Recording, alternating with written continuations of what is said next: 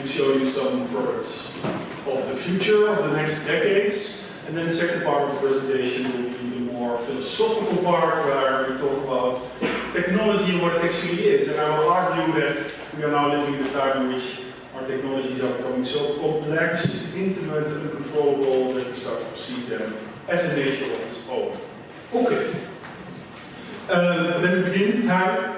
I am Koert van Mensvoort, indeed. I am an artist, I am a scientist, I'm a designer, I'm an engineer, I'm a philosopher, I'm a doctor, I'm a blogger. I guess in the end I'm a bit of an amateur. Right? Especially as a painter, I'm a complete amateur. This is one of my paintings. I was watching this Bob Ross painting series and I tried to make this landscape painting, but then this Hummer appeared in my landscape. All my work is about the relationship between nature and technology and how this is shifting. I work in all media. This is a fountain I make. Every artist, once in his or her life, has to make a fountain just once. This is a very special fountain. It's connected to the real-time currency rates on the internet, over the yen, euro, and dollar. And here you see stock traders who normally look in their smartphone how their money is doing, and now they can simply look sort of as a natural phenomenon at their fountain, how the finances are progressing. Every 5 seconds, the latest currency rates are taken from the internet into the plugs of the fountain. So yeah, it is this natural, well, next natural phenomenon that shows you how finances are progressing.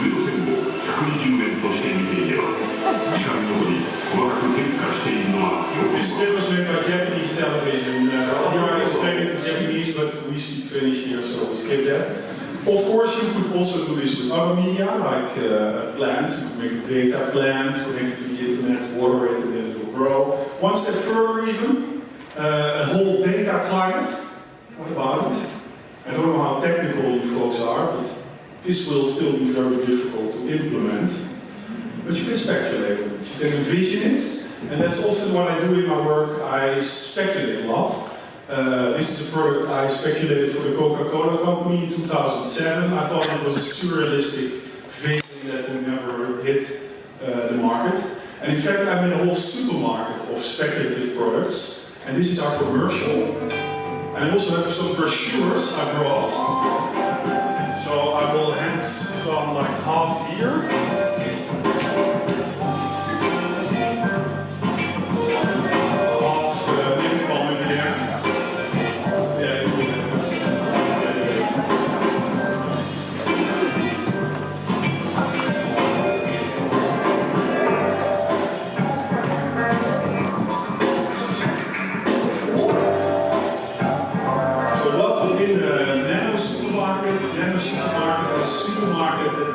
Products that might hit the shelves in the next 10 years. Based on technologies of today, we extrapolate to the what if and the what might happen. This is the logo of the store. We had different versions. This was the cheap version. But in the end, I decided to go for this black and white style because it had to be a supermarket noir. In this supermarket, we're not only presenting the beautiful, innovative, wonderful products, but also the more darker ones, the ones we maybe do not like. So it's both dreams and nightmares. And it's actually moving through Europe now. When I was inspired by a mobile supermarket that used to come in my village when I was a child. Very futuristic in a way, a mobile store. Of course, it's too retro, so you combine it with something futuristic, and then tada, you have your NANO Supermarket, which is now going all throughout Europe. We've been in Spain, Italy, Norway, not yet in Helsinki. I need some help there. And I'll show you some products that are in this bus. I think this is maybe the most popular product. Jana was already talking about color. Well, this is a wall smart interactive page. You put it on the wall only once, and then you can change the color of your wall as many times as you like with your smartphone. It uses magnetic nano rods that bend the light at a nano level. So who would buy this? Right. We like this. It's nice. Unfortunately, it's still speculative. You see here this technology feasibility indicator. It's not entirely full yet, because today we can make this small piece of nano paint, but not the whole wall just yet, so we have to wait.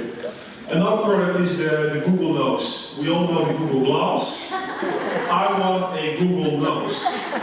The digital world we're always set to extend our senses, give us all these new experiences. However, such an intimate sense as smell, it's completely ignored in the digital domain. It just does not exist, and this needs to change. Another product is the energy belt. Basically, body fat is always seen as a liability, but it's also energy storage. With the energy belt, you can charge your mobile phone from your own belly fat. You would buy this? Yeah, quite a lot of people. I was doubting at first, like, because then maybe you run in the fast food store to buy a burger to charge your phone.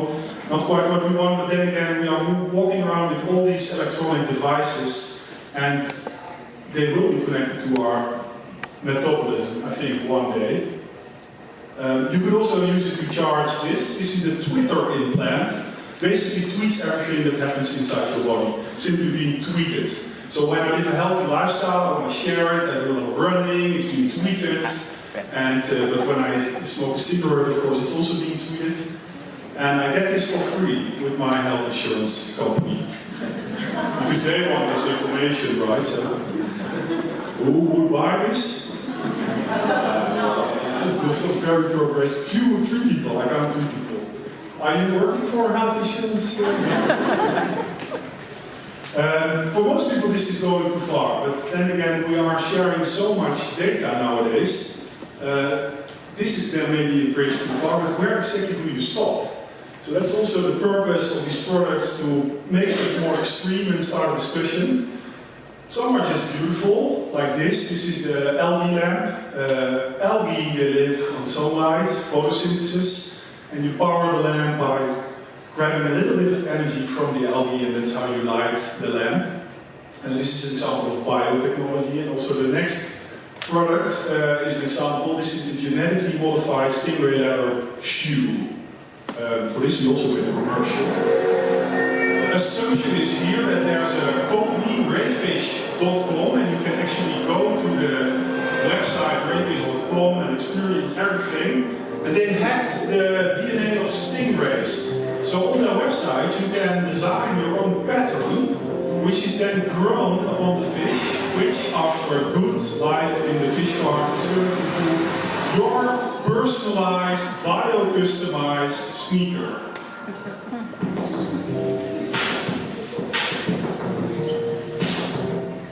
Again, I repeat, these are future speculative products. They're based on technology of today, but it's not said that we can do all of this, and especially not today. This would be too difficult. So it's fiction. However, the discussion we are having around these emerging technologies is, of course, very real. And that, I think, is very important. Because nowadays, every human being on the planet has to go with new technology. Not only in the western part of the world. And we know so little about what technology is. So if we want to study that, I think we need to begin at the beginning. And this is really then the beginning of our planet. You know, it's now about 4.5 billion years ago since our planet came into existence. And for a very long time it was just this lonely rock floating in space. It had a geosphere, but it took about 3 billion years before the biosphere evolved on planet Earth. And then 1 billion years later, mankind arrived.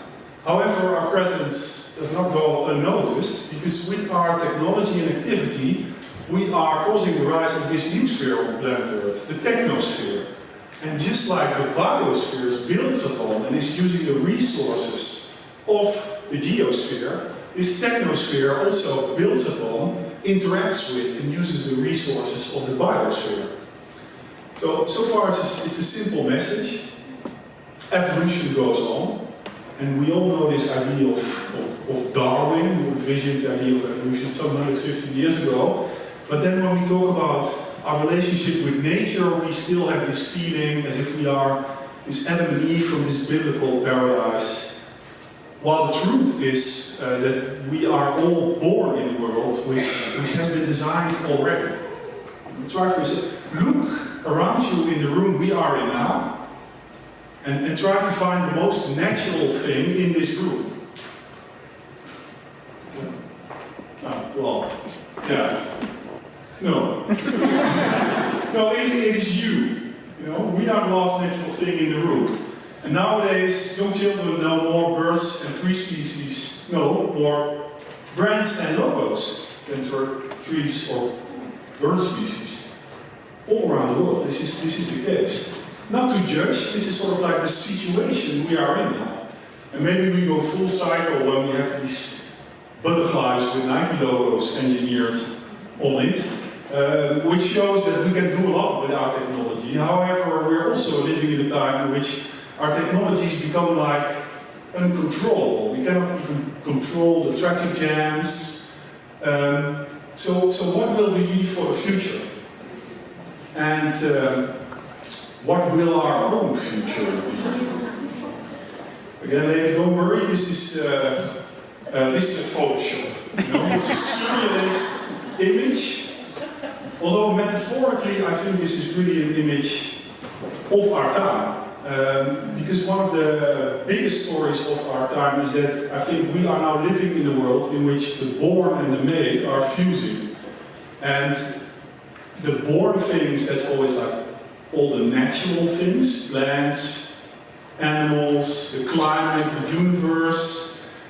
And the made things, that's culture, that's what we make. But they are blending, fusing. I think actually they are shifting. And I want to explain that a little bit with a very simple graph that I'm sure everyone can understand.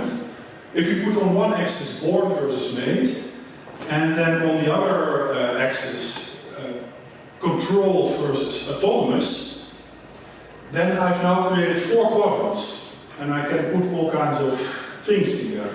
So in the born controlled quadrant, I can put a rainbow tulip, a bonsai tree, genetically modified banana, genetically modified chicken. These are all born, natural entities that are now controlled by people to the extent that this is design. You know, it's not nature, it has become design. There's still a lot of born nature left as well that we don't control. Think viruses, volcanoes, lightning, or the sun. We don't have any control over the sun. So we're not the masters of the universe, and we can be a bit modest about that as well. Then on the made side, I can put things like a car, a telephone, a robot dog, or a light bulb. Not too exciting. But in this upper quadrant there, things are becoming more dense.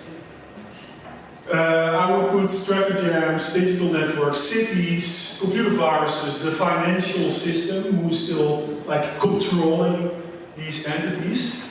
And basically my argument for you is, it's very simple that we used to think of nature as everything that's born, and this might be shifting to a notion of nature as everything that's just growing autonomously.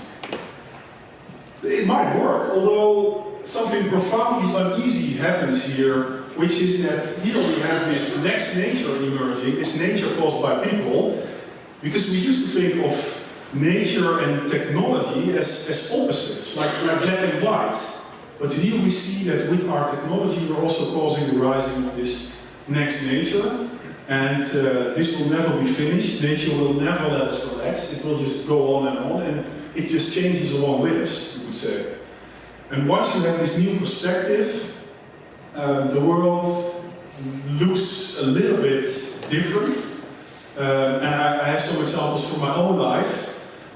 This is the first one.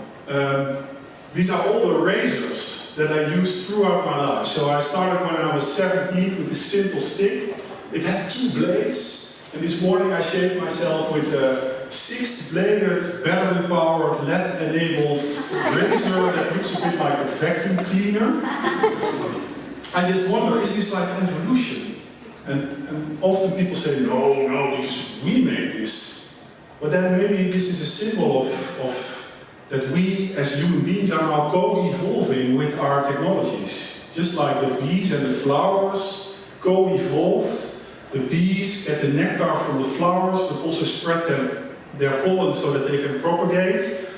We help technology to propagate. And then where are we going? You know, I read in the newspaper that biodiversity is decreasing. And then I walk into a supermarket and I see an enormous increasing of biodiversity, perhaps technodiversity is a better term. There are now more patterns on the planet than there are known species. So where's the balance? Should we start to see the financial system as a autonomous ecology, or maybe semi-autonomous? And what then could bankers and financial engineers still learn from farmers and gardeners who have profound experience of dealing with these kind of semi-autonomous ecologies? What will be the new methods? What can we learn from the past? I think this is very inspiring for me, at least. The root bridges in India, and simply growing a bridge, not building a bridge, by connecting roots on two opposite sides of the river. Will guided growth will be this new methodology of design? And how will we guide the growth of this phenomenon? This is not a solar system, star nebula somewhere far, far away. It's much closer than you think. This is a map of the internet. Every device plotted as a dot, and all the lines between the devices plotted, and then you get this, I think, beautiful structure. And we never really designed this, you know. It's kind of emerged around us. It also shows that, like the fish who don't know it's wet, we are swimming in our technology, in a way. And we know so little about it, so I like to round off in the last 4 minutes with a model on how technology enters our lives and how that works. It's called the pyramid of technology, inspired by the Maslow pyramid, different layers at which things can function. If we plot the different layers at what technology can exist, what would be the bottom layer? Well, it has to be the envisioned layer. Every technology has to begin as an idea in a mind. Think of quantum computing. Scientists have an idea that they can have this new computing model, but they don't have real prototypes yet. And they might never occur. Think, for example, of the time machine. It exists in our mind for centuries, but I've not yet experienced a prototype, unfortunately. Sometimes it does work, like the communication satellite envisioned by Arthur C. Clarke, a science fiction writer, and a decade later the first one was launched into orbit, basically also lifting this technology to the operational level. Another example here would be in vitro meat, growing meat outside of the animal by using only cells of the animal and then not having to slaughter the animal. A few years ago the first hamburger was presented. And I don't have time for it now, but in 2 days I have another lecture on the other side of the street in the Finland hall, and there I will talk about in vitro meat. It's operational, but you cannot buy it in a shop. It's not applied. Solar panels are applied. You have them on your roof, right? I do. And nuclear energy, I don't have on my roof, but it's also applied. Although it's never really embraced, never really accepted because of the risk of nuclear disaster, the pollution. That's the next level. So, and an example of technology that quickly rose into this level is the smartphone. You know, who does not have a smartphone here in the audience?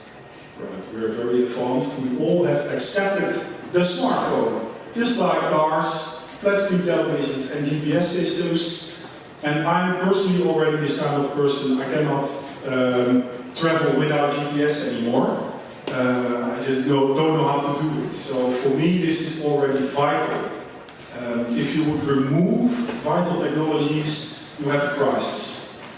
And examples here also are sewage systems. Just imagine that we would remove all sewage systems from Helsinki. Or more recently, the internet.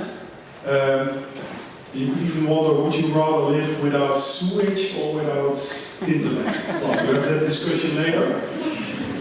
Then the next level is that technologies, if they become really successful, they become invisible. You don't experience it as technology anymore. An example here is the alphabet, which is really an ancient information technology that allows us to make our thoughts and voices permanent in outer space. Also, the clock is an example of an invisible technology. Then, to round it off, the summit. What's the ultimate that the technology can reach? I think it's to be naturalized, indistinguishable from nature, part of human nature. I'm not even going to ask who's not wearing clothes today. You know, we human beings, we wear clothes.